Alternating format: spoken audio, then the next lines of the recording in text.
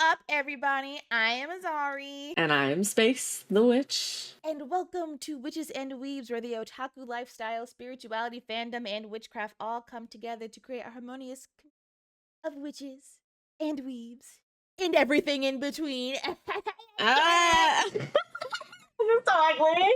We dive into all things mystical, magical, witchy, weeby, pop culture, anything under the sun considered fun. So if you are here, thank you for joining us on our journey to betterment and goofballnisms. And we hope that you have as much fun as we do. That's very true. That is an accurate description of what we do here. Goofballnisms? Goofballisms. I don't know where that extra N came.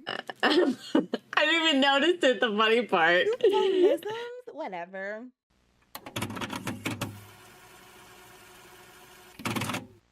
Remember to drink your water. Please drink your water. We learned some stuff about what happens to your body if you're chronically dehydrated. And drink your water, please. Welcome back to another Fandom Friday React.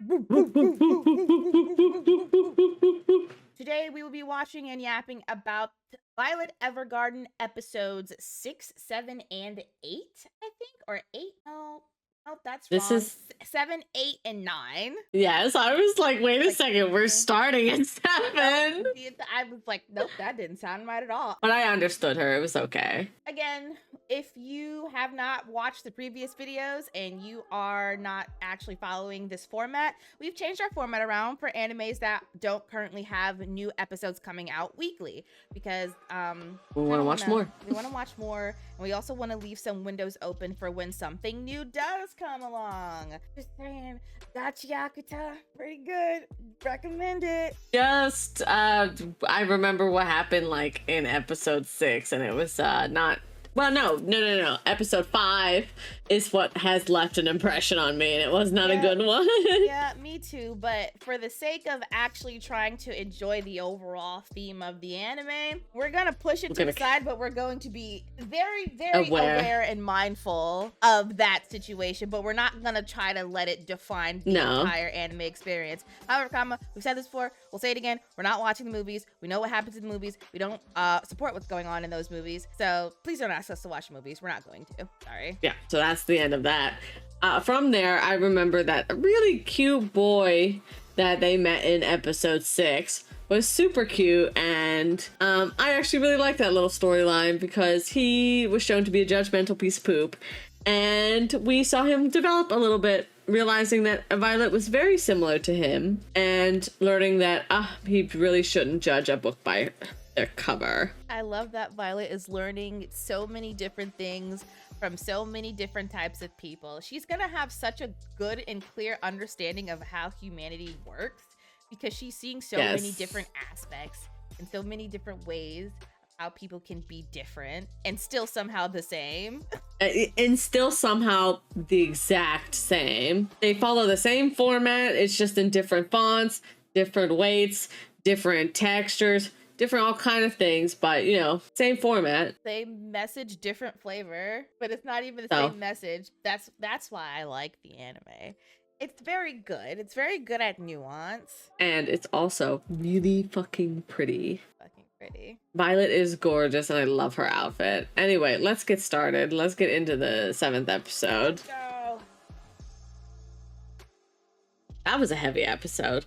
However, I'm glad they didn't make this bitch walk on water unrealistically. Oh my god, I was praying on her downfall so badly when she was walking on those leaves. I was like, ain't no. I literally looked at the screen. I'm like, how is you, Jesus?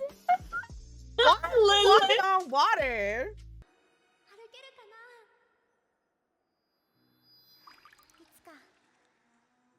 This bitch Jesus.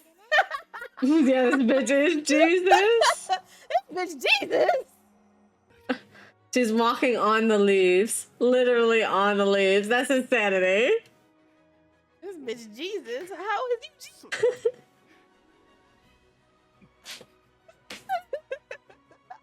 I hope she fell in the... Thank God. Oh, God. I'm so happy. Discord status of the century. How is you Jesus? Like, why are you walking? How are you walking on water? First of all, how are you walking on leaves on the water when gravity is very alive and well? Before we talk all the smack about her actually attempting that, let's talk about how beautiful the scene was for real. Truthfully, from start to finish, the scene was beautiful, animated beautifully. I can see why everybody did fall in love with this anime because whoo, the artwork, the animation, the color, the vibes, just the vibes. She cried. She cried this episode. She cried this episode. We got to see her feel like true, unadulterated feelings of her own. She realizes that she is on fire and she is burning.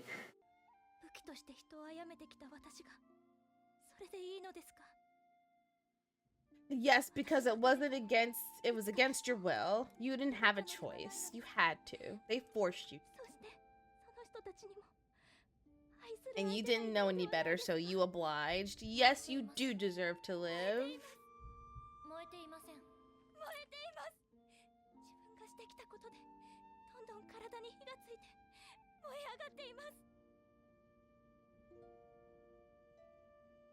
Oh, girl, you were nothing but a child. You didn't know any better. And we've realized that this is probably about 2 years into her, I want to say, doll journey.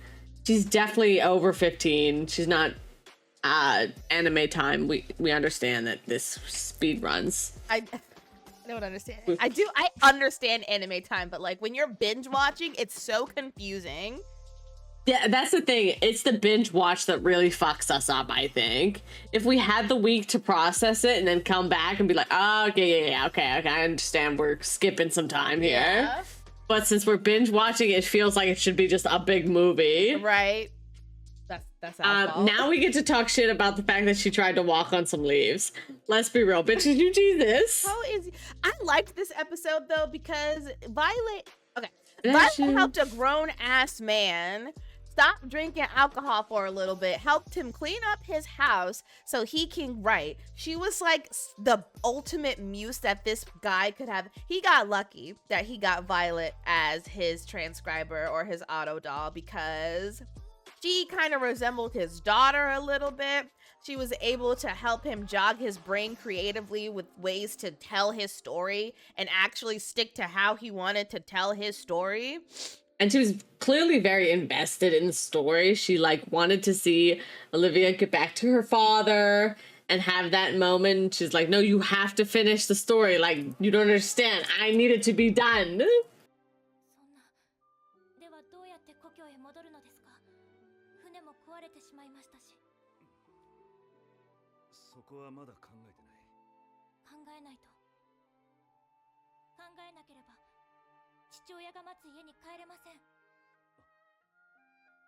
Like, especially because this is a children's play, so yeah, you don't want it to be tragic. It's for kids. No, it's for kids. Kids have to be heaven.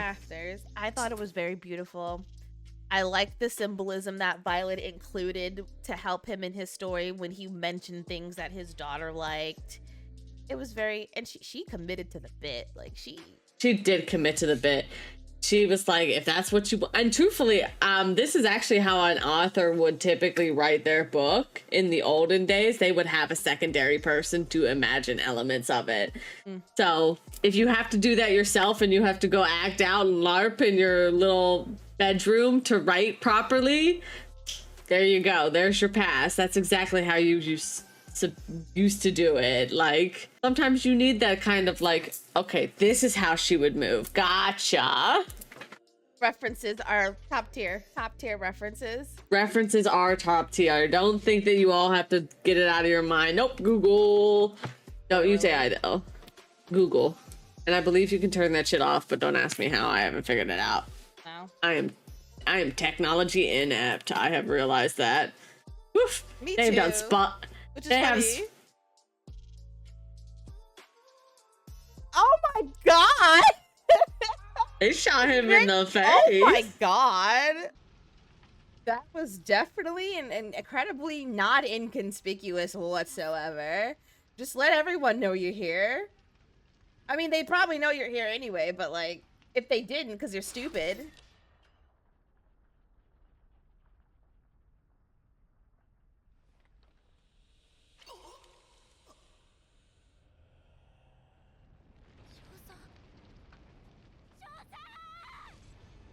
was not expecting that. I don't know what I was expecting, but it definitely was not that. Wow. Yeah, absolutely not. I'm like, okay, nothing seems too extreme about this. Oh shit. He was definitely shot a couple times though. He was shot in the shoulder and in the side. Yeah. He was already shot pretty heavily. I didn't really care too much about this episode, to be honest. It just made me dislike Gilbert because he took her willingly into the final battle. If he had been forced by the government above, the higher ups, like he had been before, to include her, then I would have more understanding, because at least he's with her and she's not going to go on it by herself and alone with nobody that she knows and likes and wants to take orders from at that point. If he has no choice but to take her in because the government wants her in there, then so be it. But he definitely took her willingly into the final battle. I genuinely don't think that any option for Violet would have been a good option, because it's like, you stay with his fuck-ass brother, or she goes to war, or he's being forced by higher ups to make her fight, otherwise XYZ is gonna happen to him and it's tragic, blah blah blah. It's too much nuance for me to care about, but just know that I'm not thinking black and white about it. I've got some stuff going on, but I don't care enough to elaborate. I just don't like Gilbert.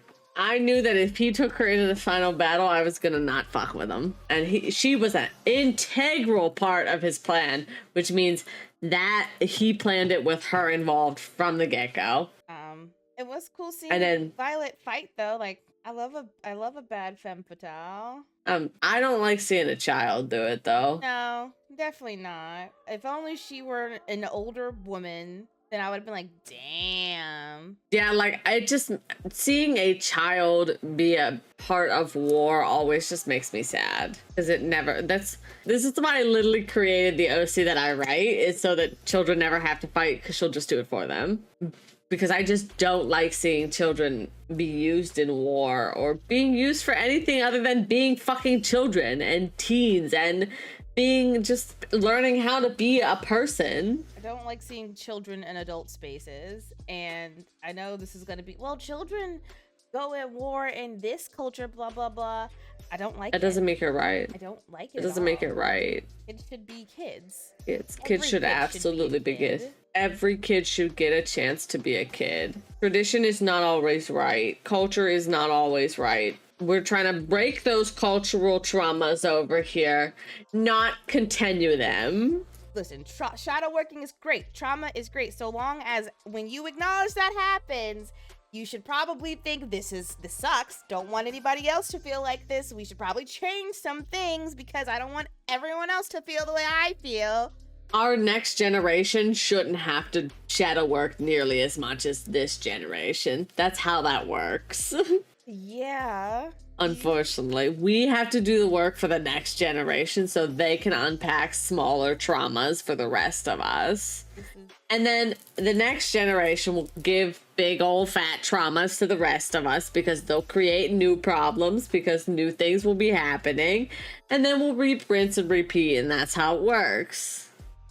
But yeah, the point is when we unpack our traumas, we try to make sure that we don't do the same traumas to the next generation. Yep. That is why it's called generational trauma, because it started with your great, great, great, great, great, great, great, great, great. Pass it down to their great and the great, great, greats.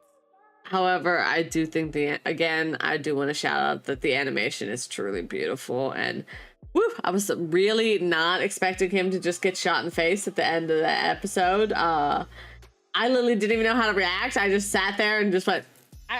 I was like, oh, it just happened so suddenly. I was expecting it. Jump scare. Like, oh, jump scare. I was so shocked, and I was like, literally couldn't even react. I was just like, oh damn, they really just did that. They dead ass did that. And then they ended the episode, which was crazy. It's giving you are my special. Oh my god. Did I I trigger some PTSD in everyone? I sure hope I did. PTSD triggered right in me. Oh my god, that was the worst cut you could have ever done ever, and they did it. They didn't even give us a moment to deal with the fucking aftermath before they were like, "You are my special." I was like, "Oh, this is the worst." Okay, I loved this episode. I am happy that we got to see Violet in her past in the war. This was a beautiful episode. However, this was very, very dark and deep and very, very honest about what it is like to be after the war.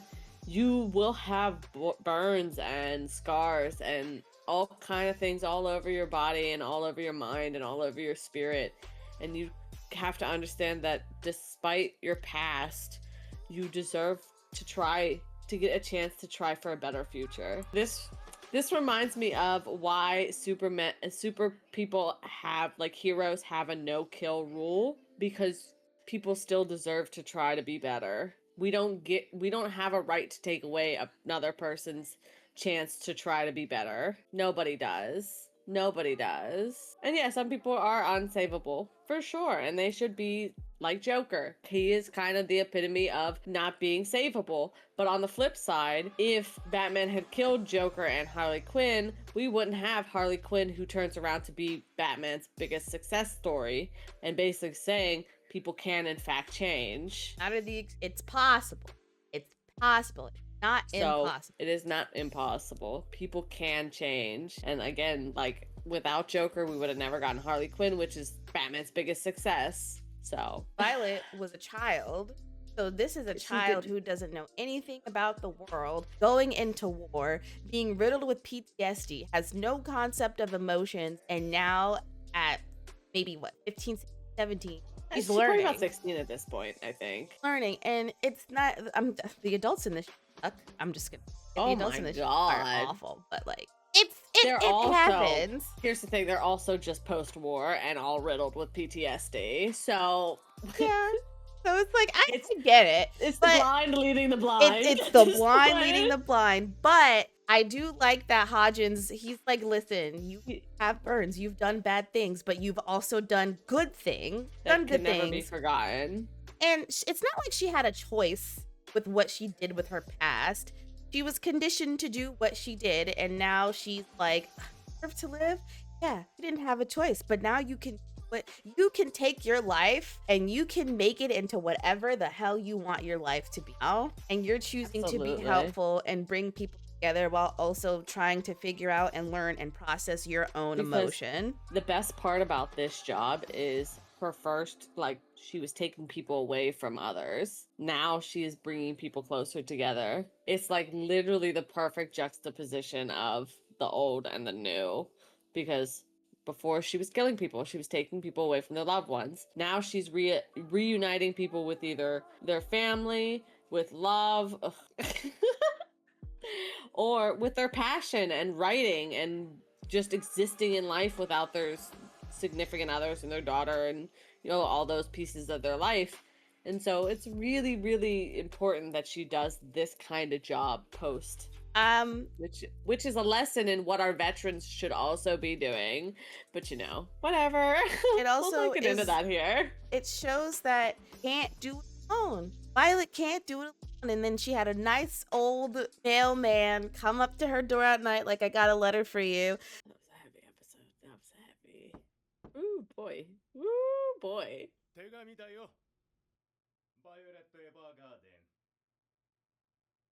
Let her deliver letters herself.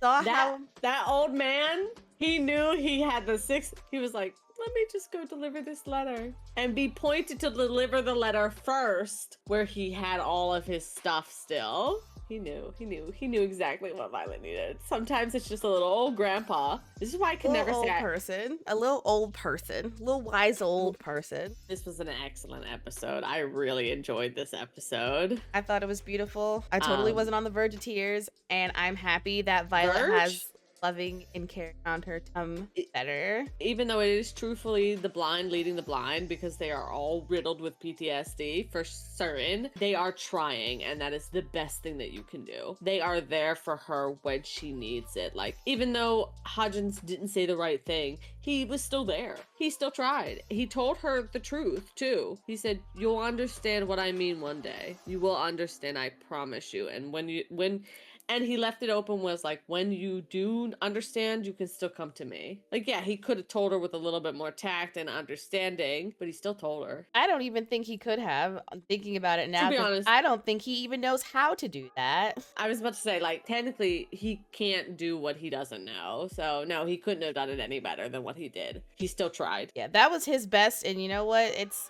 something. It wasn't nothing, so it's something. He was still there for her. He didn't just tell her, "No, it's fine. Don't worry about it. Man up." He told her, "No, you're riddled with scars, my girl." And you will understand what I mean one day. You'll get it, and I'll be here for when you do get it. So I think that they try very hard to be there for her, and I really do, even though it's not perfect, and it's realistic, because nobody is perfect. It's very realistic. Like, you're never gonna say the exact right thing most of the time, unless you're like an oracle or something of that sort. Even then, you might say the right thing. Not perfect, but you can say the right thing, the wrong time, or the wrong tone, or just the wrong delivery. There's many ways that it can go wrong and still be the right thing to say. So, but yeah, that was a really good fucking episode. As you can see, we definitely technical difficulties made us record the next day. Don't gotta know that. Don't worry about what we got going on in the back. Thank you for joining us on this yap journey of Violet Evergarden episode 7, 8, and 9. Let us know what you think about the episode, or let us know what you thought about the episode in the comments. Share with us your opinions. Nice to each other. Or I'll square up. If you liked this video, please consider giving it a thumbs up and subscribing to Witches and turning on that notification bell so you know when we are uploading videos, because it doesn't want to be first in line. If you enjoyed this format, let us know. If you don't and want us to go back to the way that we were doing things before, we will consider it. But like we said, we are doing format because we are watching in we've been batches. We're watching in batches. We're binge watching. We're not watching one by one every week. We wanna watch more. So like, we had to figure out a way for us to actually watch more. Yeah. Consider watching our previous episodes 1 through 3 and 4 through 6 of our Violet Evergarden reviews. They'll be somewhere we'll link them right up here. And we see y'all next Friday for episode 10, 11, 12, and 13. Anyway, stay mystical, stay magical, stay whimsical. We'll see you next week. Bye, everybody.